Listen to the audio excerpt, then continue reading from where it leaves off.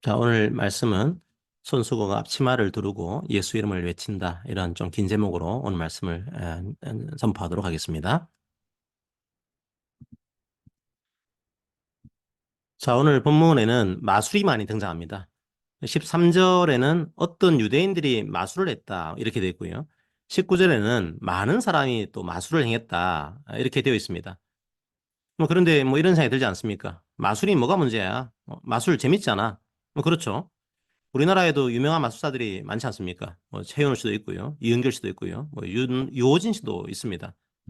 이분들 성경에서 볼 때 뭐가 문제가 있는 건가요? 심지어 악동 뮤지션이 부른 노래에서도 마술사가 나옵니다. 매력 있어라는 노래를 보시면 날 이렇게 만든 네 정체가 뭐야 마법사 마술사 이렇게 하고 있죠. 자기가 빠져버린 상대방을 향해서 너의 정체가 마술사냐 그렇게 묻고 있는 겁니다. 그러니까 우리 머릿속에 있는 마술은 상당히 낭만적이죠. 자, 그러면 오늘 본문에서 말하는 마술이 그런 마술을 말할까요? 오늘 본문에 나오는 마술사를 헬라어로 하면 엑소르키스테스가 됩니다. 자, 어디서 많이 들어본 것 같지 않습니까? 영어로 하면 엑소시스트가 됩니다. 퇴마사입니다. 오늘 본문에 등장하는 마술사는 바로 퇴마사입니다. 주문을 말하거나 주술을 걸면서 귀신을 쫓아내는 그런 사람입니다. 무속적인 행동을 하는 사람이죠. 물론 눈을 속여서 마술 같은 행동도 했겠죠. 어쨌든 오히려 주술사로 번역하는 게 더 좋을 것 같습니다. 단순하게 우리가 흔히 말하는 사람들을 즐겁게 하기 위한 그런 말술사가 아닌 겁니다. 에베소란 도시가 엄청 유명한 항구 도시였습니다. 굉장히 풍요로운 도시였죠. 그래서 풍요의 여신을 숭배했습니다. 아데미라고 하는 풍요의 여신을 숭배했죠. 고대 사회를 보게 되면 항구 도시에는 미신이 많습니다. 주술 문화가 발달했습니다. 귀신에 관심이 많았죠. 귀신 얘기에 민감한 곳이었습니다. 그리고 샤머니즘으로 가득한 도시였죠. 사실 우리나라도 마찬가지입니다. 안 그런 것처럼 보이지만 무속에 관심이 많은 나라입니다. 정치, 사회, 경제, 문화 영역에서 여러 리더들이 무속에 빠진 경우도 많습니다. 하나님이 가장 싫어하는 행동이죠. 어쨌든 주술과 미신이 가득한 바로 그 에베소에서 사도 바울이 하나님의 나라를 외친 겁니다.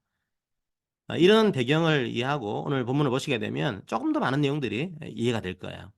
자, 오늘 본문의 결론은 20절에 나와 있습니다. 자, 20절 볼까요? 이와 같이 주의 말씀이 힘이 있어 흥왕하여 세력을 얻으니라. 조금 표현이 특이하지 않습니까? 제가 오늘 불가피하게 헬라어를 좀 말씀드려야 될 것 같습니다.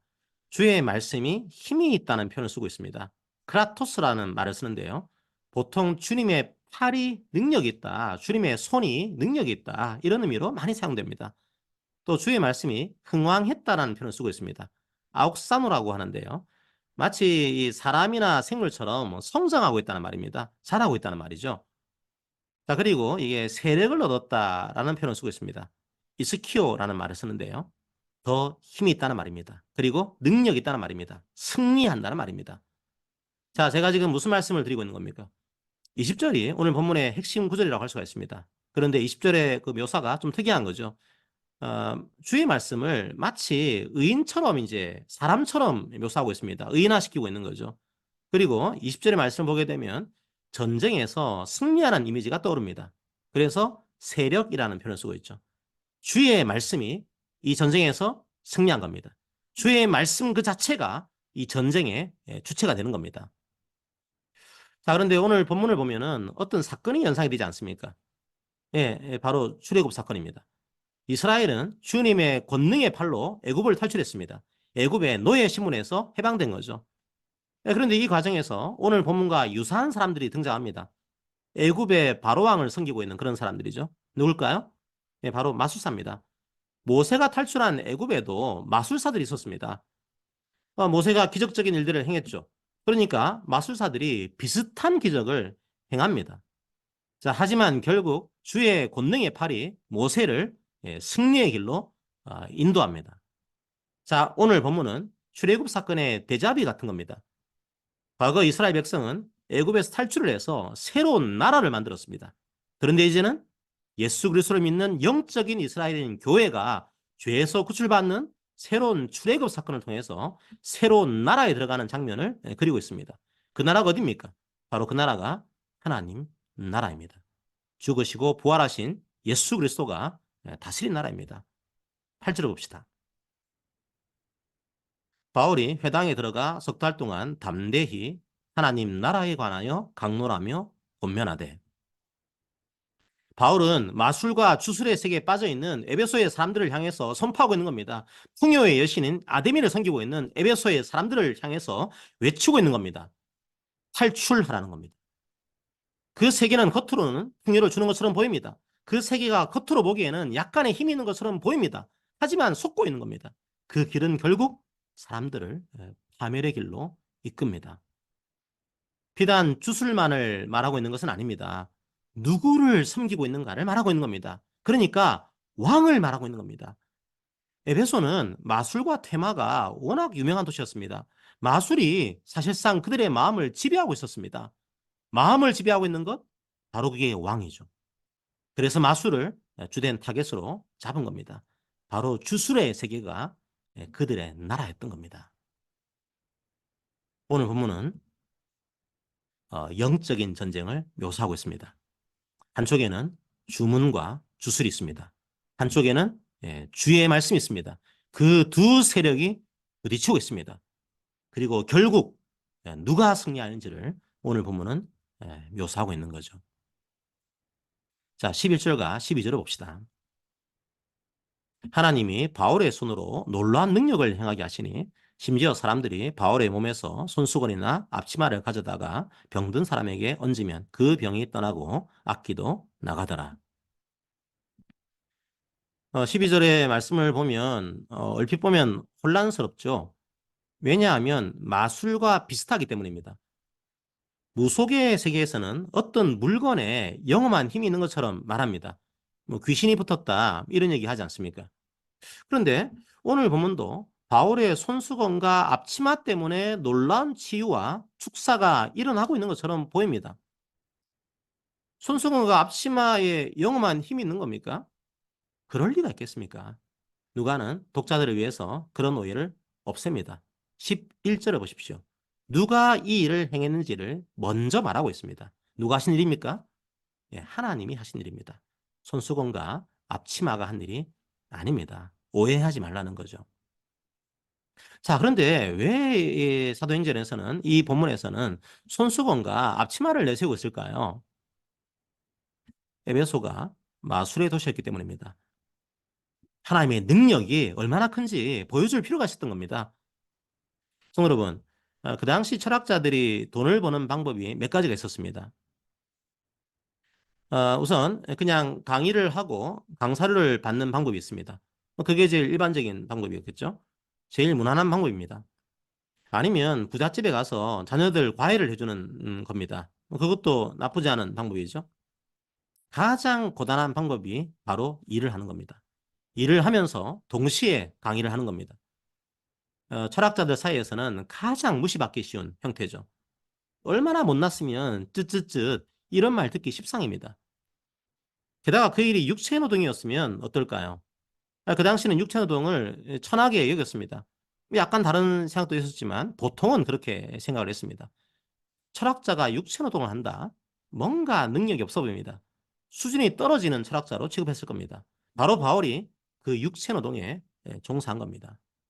오늘로 따지면 목사가 일을 하고 있는 겁니다. 그래서 고린도 교회에서는 바울을 무시하기도 했습니다. 바울을 보통 텐트 메이커라 그러죠. 천막을 만들었습니다. 그런데 우리가 뭐 생각하는 그런 천이 아닙니다. 가죽입니다. 쉽지 않습니다. 칼을 가지고 가죽을 잘라야 합니다.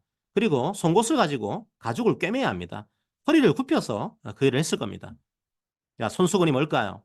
뭐 곱게 곱게 접어서 우아하게 이렇게 땀을 닦는 그런 거였을까요? 에베소가 보통 동네입니까? 바울의 얼굴에서는 쉴 새 없이 땀이 흘렀을 겁니다. 얼굴에 흐르는 땀을 닦는 그런 용도로 손수건을 사용했을 겁니다. 어떤 학자들은 머리에서 땀이 흘러내리니까 그걸 막기 위해서 헤어밴드 같은 그런 이제 손수건이었을 거다 이렇게 설명하기도 합니다. 어쨌든 그 손수건은 항상 땀 냄새가 폴폴 나는 그런 물건이었습니다. 앞치마도 마찬가지였습니다. 천막을 만들 때 앞에 둘렀던 치마였겠죠. 가죽 냄새가 났을 겁니다. 가죽 조각들이 들러붙어 있었겠죠. 자, 그런데 이 바울은 두란노 소원에서 성경을 가르쳤습니다. 이 소원은 이제 스콜레라고 하는데요. 영어로 하면은 스쿨입니다. 학교죠. 회당이 아닙니다. 성전이 아닙니다. 그냥 철학자들이 강의를 한 학교입니다. 학원입니다. 강의실입니다. 가장 평범한 일상의 공간에서 바울은 성경을 가르쳤습니다. 2년 동안 날마다 가르쳤습니다. 날마다 성경을 가르친 시간이 오전 11시에서 오후 4시 사이였을 겁니다. 우리로 따지면 그 시간이 휴게 시간입니다. 일하는 중간에 쉬는 시간이죠.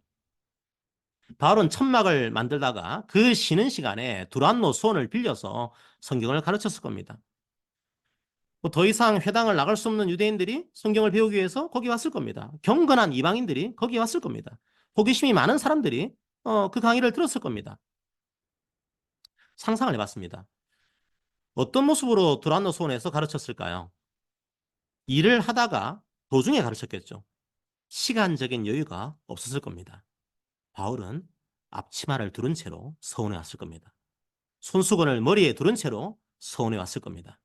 땀 냄새와 가죽 냄새가 범벅이 되어 있는 바로 그 상태에서 말씀을 가르쳤을 겁니다.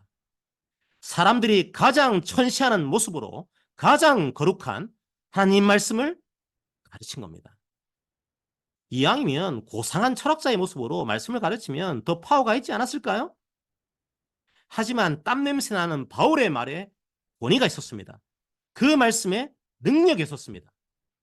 그래서 사람들이 자신들의 미신이 떠올랐겠죠. 야, 이 정도 능력과 권위라면 저 바울이 갖고 있는 손수건도 능력이지 않을까? 저 앞치마도 능력이지 않을까?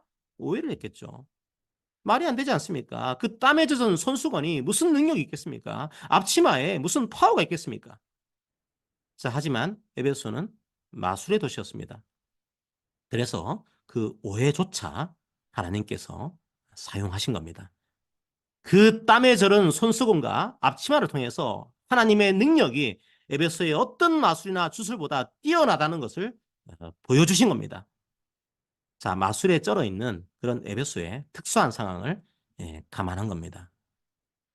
너희들의 주문이나 주술보다 성전이 된 바울의 몸에 접촉한 이 더러운 손수건과 앞치마가 더욱 능력이 있다는 사실을 보여준 겁니다. 심지어 베드로는 어떻습니까? 베드로의 그림자라도 덮였으면 좋겠다. 이런 마음으로 사람들이 몰려들었습니다. 그림자는 심지어 실체도 없습니다. 마술이 판치는 그 시대에 하나님의 능력을 보여주신 겁니다. 마술과 주술은 예수님과 연합해서 성전이 된 이 사람들의 더러운 손수건과 앞치마도 이기지 못한다. 그건 절대로 하나님 말씀을 이기지 못한다. 그걸 보여주신 겁니다. 오해하면 안 됩니다. 그 힘이 어디서 납니까? 손수건이 아닙니다. 앞치마가 아닙니다. 하나님입니다. 하나님의 말씀입니다. 예수 그리스도입니다. 그걸 보지 못하고 그 이후에도 바울의 손수건과 앞치마만 찾는 사람은 결국 에베소의 마술사들과 다르지 않은 거죠. 자, 그런 오해를 없애기 위해서 계속 성경은 하나님의 말씀 그 자체가 이긴 거라고 설명하고 있는 겁니다. 손수건과 이런 앞치마의 기적은 매우 이례적인 기적입니다. 11절을 보게 되면 놀라운 이렇게 표현하고 있는데요. 그 헬라 원문의 뜻을 살리면은 이례적이라는 말입니다. 일반적이지 않다는 거죠. 에베소의 특수한 상황을 감안한 그런 이적이라는 겁니다. 그걸 감안하고 말씀을 읽을 필요가 있습니다. 자, 에베소에는 손수건과 이제 앞치마가 열일을 했지만 손수건과 앞치마를 우상화하면 안 되는 거죠. 이런 이적들을 보고 가장 놀란 사람들이 누구였을까요? 바로 마술사였을 겁니다. 바울도 주술을 걸고 있다고 생각했겠죠. 그런데 이 바울이라는 주술사가 엄청 파워가 있는 겁니다. 더러운 손수건과 앞치마에도 힘이 있었습니다. 보통 능력이 아니었습니다. 자기들은 상상도 못할 그런 힘이었습니다. 이 마술사들이 제일 궁금한 게 뭐였을까요? 바울이 어떤 신을 섬기고 있나, 그게 제일 궁금했을 겁니다. 원래 그 당시에 테마사들도 자기가 섬기는 신들의 이름을 불렀습니다. 그 신들을 의지해서 악령을 쫓아낸 거죠. 자, 그런데 이 바울이 섬기는 신이 파워가 엄청납니다. 도대체 어떤 신을 부르는 걸까? 이게 궁금했을 겁니다. 사실 그 신들의 이름은 영업 비밀입니다. 자기들 밥줄이죠. 그래서 퇴마사들은 남들은 알아듣지 못하게 몰래 그 신들의 이름을 불렀습니다. 그런데 바울은 아직 초짜 마술사처럼 보이는 거죠. 그 중요한 영업 비밀을 온 천하에 공개합니다. 바로 예수의 이름입니다. 바울은 대놓고 예수의 이름을 부릅니다. 찬스가 왔습니다. 이제 이 예수의 이름이 공개됐습니다. 그런데 이 예수라는 신이 굉장합니다. 드디어 예수의 이름을 부르면서 돈을 벌 그런 찬스가 온 거죠. 13절을 보면 어떤 유대인들이 예수의 이름을 불러봅니다. 14절을 보면 유대인 제사장의 아들들도 예수의 이름을 불러봅니다. 무슨 말이죠? 그들은 주문을 말한 겁니다. 주술적으로 예수의 이름을 불러본 겁니다. 왜죠? 자기들이 먹고 살기 위해서죠. 자기들의 탐욕을 위해서죠. 예수의 이름을 마치 주문처럼 불러본 겁니다. 예수를 알지 못합니다. 예수를 믿지도 않습니다. 그런 건 중요하지 않습니다. 그들은 바울을 흉내내고 있었던 겁니다. 자기들이 예수의 이름을 이용하고 싶었던 거죠. 예수의 이름은 힘이 있습니다. 하지만 그 이름은 주문이 아닙니다. 주술이 아닙니다. 예수의 이름은 하찮게 부를 수 있는 그런 이름이 아닙니다. 예수의 십자가와 부활도 믿지 않고 예수님과 아무런 관계가 없는 사람이 예수의 이름을 불렀다고 해서 예수님이 능력을 베푼다면 예수의 이름은 주술이 될 겁니다. 에베소의 그 많은 귀신 중에 하나가 될 겁니다. 그래서 그 주문은 통하지 않았습니다. 오히려 코미디가 되었습니다. 예수의 이름이 통하지 않은 거죠. 오히려 귀신 들린 사람에게 쫓겨납니다. 예수의 이름은 주술이 아닙니다. 주문이 아닙니다. 예수의 이름을 부른다는 건 예수님을 믿는다는 의미입니다. 예수의 이름을 부른다는 건 예수님의 삶을 따라 살아가겠다는 그런 의미입니다. 예수님의 십자가와 부활을 기억하면서 죄에서 돌이켜서 하나님 나라의 기쁨을 누리겠다는 말입니다. 바로 그 이름을 부르는 자가 세상을 이깁니다. 자, 그런데 예배소에서 놀라운 일이 일어났습니다. 이 사건을 보고 주술사들이, 마술사들이 야, 예수 이름은 주술이 아니구나 깨닫게 됩니다. 그리고 자기들이 얼마나 죄악 속에서 살아왔는지를 깨닫게 됩니다. 마술로 가득 찬 세계에서 대부흥이 일어납니다. 18절을 보십시오. 믿는 사람들이 많이 와서 자복하며 행한 일을 알렸다고 말합니다. 자복했다는 말은 회개했다는 의미죠. 자, 그리고 행한 일을 알렸다고 말합니다. 보통 자기가 지은 죄를 공개했다고 이제 고백을 했다고 해석하는데요. 어떤 학자들은 이 말을 조금 다르게 해석합니다. 마술과 관련된 용어로 보는 겁니다. 이 말을 마술과 관련된 용어로 보게 되면 주문을 누설했다. 자, 이렇게 번역할 수 있습니다. 그러니까 18절은 그들이 회개를 하면서 비밀이었던 주문을 누설했다고 번역하고 있는 거죠. 일리가 있습니다. 자, 회개가 뭡니까? 후회가 아닙니다. 후회는 눈물을 흘리고 다시 자기가 가던 길을 그대로 갑니다. 자기가 가는 길을 바꾸지 않은 거죠. 하지만 회개는 단순한 후회가 아닙니다. 회개는 돌이키는 겁니다. 이제 죄와 사망으로 가는 길을 멈추고 주님과 생명의 길로 돌이키는 겁니다. 자, 그런데 마술사의 가장 큰 힘은 주문에 달려 있습니다. 그 주문의 힘은 비밀 유지에 달려 있습니다. 주문은 비밀인데 그 주문을 누설하면 그 주문은 아무 의미가 없습니다. 따라서 그 주문을 누설했다는 건 과거의 삶과 결별하겠다는 겁니다. 19절을 보면 그 사실이 분명해집니다. 아예 주문들이 가득 담겨 있는 파피루스 책을 불태워버립니다. 그 값이 은 5만이나 되었습니다. 오늘날의 가치로 환산하면 한 사람이 137년 동안 일해서 벌 수 있는 그런 돈입니다. 그들은 이제 은 5만과 함께 망하는 것이 얼마나 우스꽝스러운 일인지 이 유대인 마술사를 통해서 알았습니다. 동시에 땀으로 범벅이 된 바울의 손수건에도 역사하시는 예수의 이름이 얼마나 고상하고 능력이 있는지를 알았습니다. 그래서 주님께서 열어주신 그 능력의 나라로 그들은 걸어갔습니다. 하나님 나라에 들어가는 은혜를 얻었습니다. 결국 예수의 말씀이 주문을 이겼습니다. 하나님의 나라가 주술의 세계를 이겼습니다. 승리했습니다. 성도 여러분, 무엇이 부흥입니까? 예수를 믿고 죄를 회개하고 그들의 삶이 변했습니다. 바로 그게 부흥입니다. 바로 그 나라가 하나님의 나라입니다. 성도 여러분, 여전히 우리는 마술과 주술이 판치는 이 세계에 살고 있습니다. 남을 속이고 남보다 더 잘 살기 위해서 비밀스러운 주문을 외우는 그런 시대에 살고 있습니다. 그래서 우리의 삶은 그렇게 쉽지 않습니다. 버거울 때도 많습니다. 우리들이 입고 있는 손수건과 앞치마에는 어느새 땀냄새가 퍼져나옵니다. 천막을 키우다가 손을 찔리기도 합니다. 피가 납니다. 우리의 온몸이 상처투성일 때가 있습니다. 상처투성인 이 몸을 과연 주님께서 사용하실까 생각이 들 때가 있습니다. 이렇게 지치고 피곤한 내 생활에도 과연 주의 능력이 드러날까 회의가 들기도 합니다. 땀에 쩔어버린 손수건을 들고 눈물이 날 때가 있습니다. 하지만 기억하십시오. 주님께서는 우리들이 입고 있는 그 냄새나는 손수건과 앞치마도 귀하게 사용하십니다. 때로 우리의 손수건과 앞치마가 초라해 보일 때가 있습니다. 하지만 우리가 일하고 있는 모든 삶의 현장에서 예수의 이름이 있다면 그 손수건과 앞치마조차 사용하실 것입니다. 주의 말씀이 이길 것입니다. 세상은 심지어 예수의 이름조차 주문처럼 외우면서 외칠 때가 있습니다. 하지만 우리는 이 땅에서 목수의 삶을 사셨던, 우리와 동일하게 손수건과 앞치마를 입으셨던 나사렛 예수 이름을 부릅니다. 우리의 모든 상황을 긍휼히 여기시는 나사렛 예수 그리스도의 이름을 부릅니다. 자, 우리 이제 손수건과 앞치마를 두른 채로 예수 이름을 부릅시다. 지금도 우리와 함께 하시는 임마누엘 예수님의 이름을 부릅시다. 그리고 마라나타, 앞으로 다시 오실 예수님의 이름을 부릅시다. 십자가를 지신 예수의 이름에 능력이 있습니다. 부활하신 예수의 이름에 능력이 있습니다. 그 이름이 세상을 이깁니다. 냄새나는 손수건과 앞치마를 보면서 낙담할 때가 있지만 승리하신 예수의 이름이 충만하기를 축복합니다.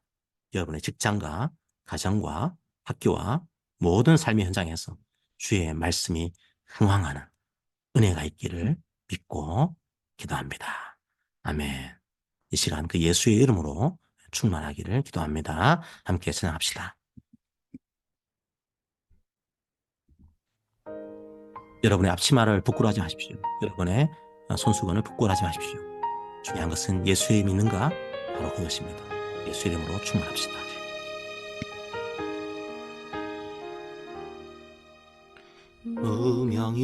무명이어도 공허하지 않은 것은 예수 안에 난 만족함이라.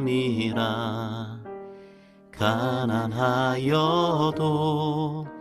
부족하지 않은 것은 예수 안에 오직 나는 부요함이라. 고난 중에도 견뎌낼 수 있는 것은 주의 계획 믿기 때문이라. 실패하여도 일어설 수 있는 것은 예수 안에 오직 나는 승리함이라. 난 예수로 충만하네. 난 예수로 충만하네. 난 예수로 충만하네. 영원한 난 내 안에 살아계시네.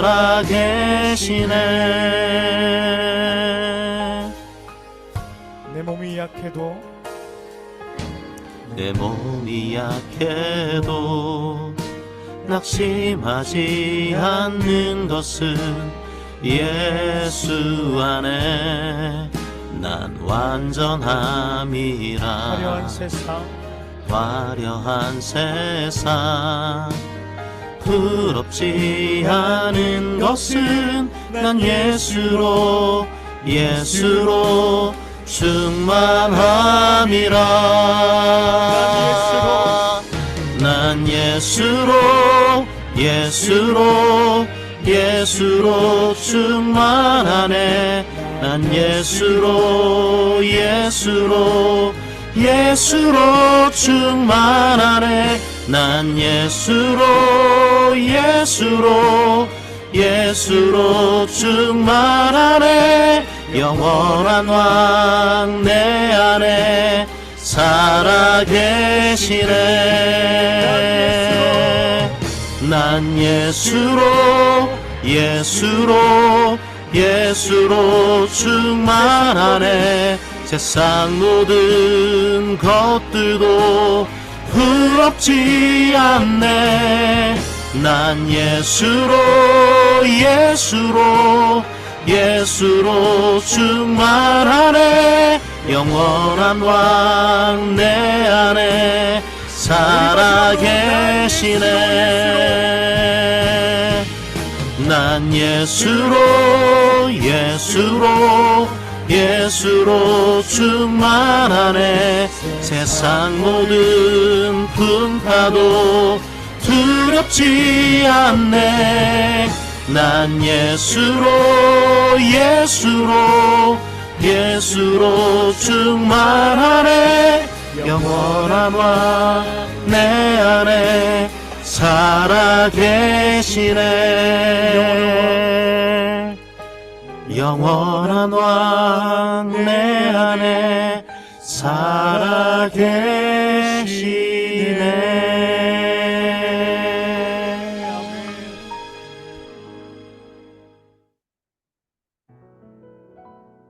자, 오늘 말씀을 기억하면서 기도합시다. 우리의 머리에서 끊임없이 땀이 흘러내립니다. 갖가지 일들의 파편이 우리의 몸으로 튕겨옵니다.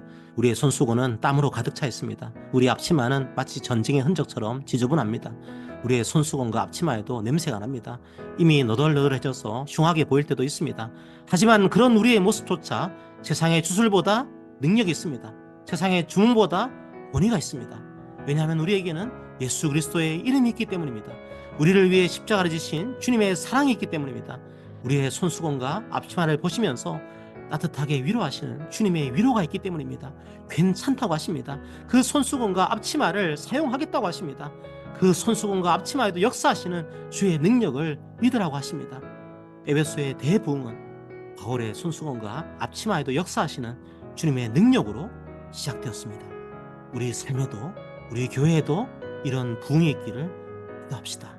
함께 오늘 말씀을 기억하면서 기도하기 원합니다. 기도하겠습니다.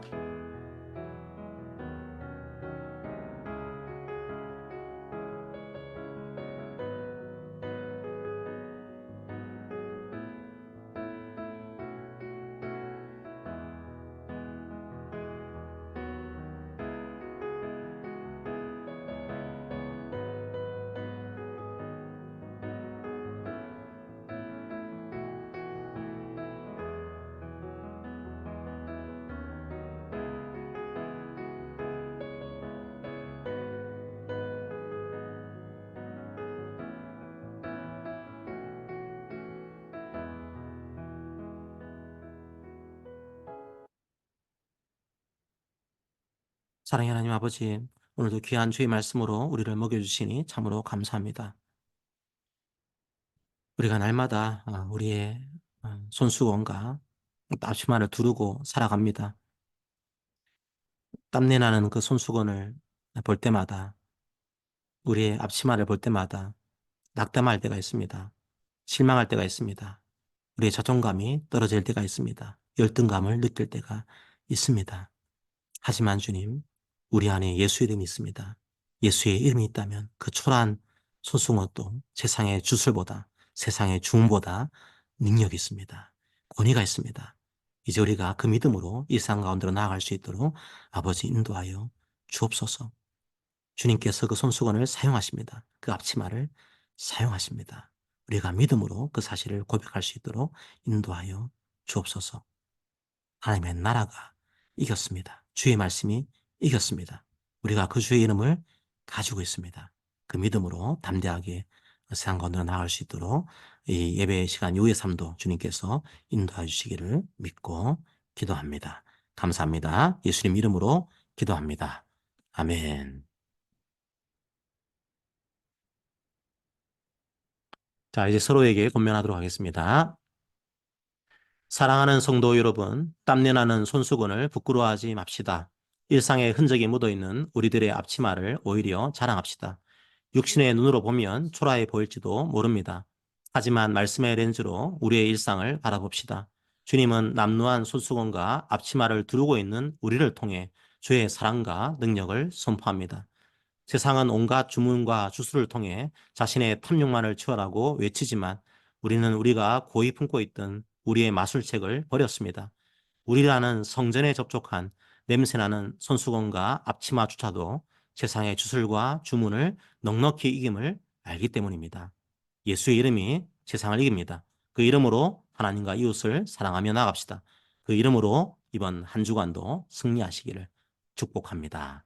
아멘.